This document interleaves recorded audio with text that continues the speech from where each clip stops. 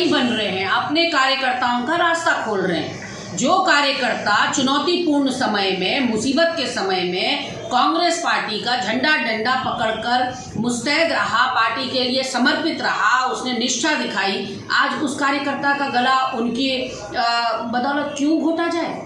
तो ऐसे में उन्होंने अपनी बात साफ कर दी कि जिन लोगों ने लोकतांत्रिक तरीके से चुनी हुई सरकार को 2016 में अस्थिर किया, पार्टी की पीठ पे छुरा भोंका, अपनी ही सरकार की पीठ पे छुरा भोंका, तो उन लोगों को निश्चित तौर पर एक पार्टी की तरफ से ये तो कदम उठाया ही जाना चाहिए कि कैसे लोगों को लेना है, पृष्ठभूमि जांची जानी चाहिए कि किन लोगों को लेना है, किन लोगों को नहीं लेना है।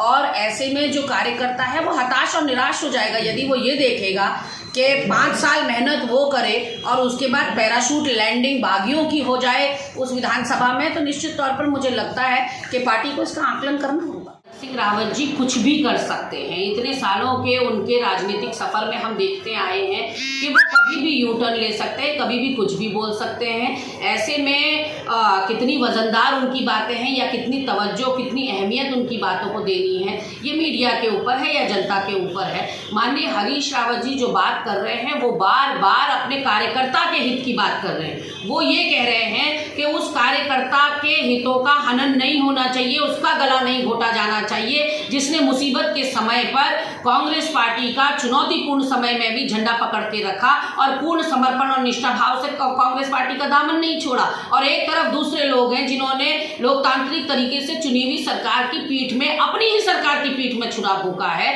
तो निश्चित तौर पर इसका आकलन किया जाना चाहिए, ये माननीय हरीश रावत जी का कहना है। और अब अगर हरक सिंह रावत जी ग्लानि महसूस कर रहे हैं तो अच्छी बात है। अब ये शीर्ष नेतृत्व को फैसला लेना है कि हरक सिंह रावत जी को दल में लिया जाना चाहिए या नहीं लिया जाना चाहिए। कौन खुश है इस सरकार से? उपनल कर्मी, मनरेगा कर्मियों की नाखुशी की बात तो आप कर रहे हैं, लेकिन समाज का कोई तबका तो बताइए जो इस सरकार से खुश भी हो।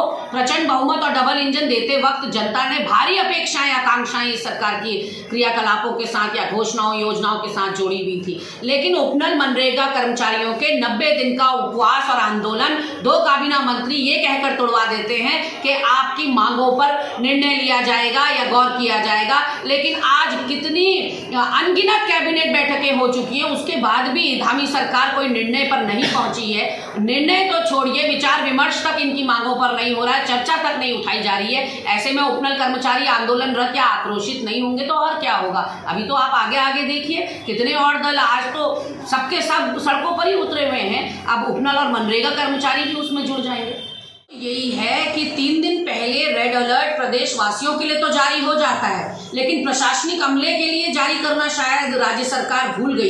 एक तरफ अमित शाह जी 100 में से 100 नंबर देते हैं धामी जी को और राहत और बचाव कार्यों को, वहीं दूसरी तरफ इतने बड़े बड़े खुलासे हो रहे हैं कि नैनीताल झील के आउटलेट को खोला ही नहीं गया।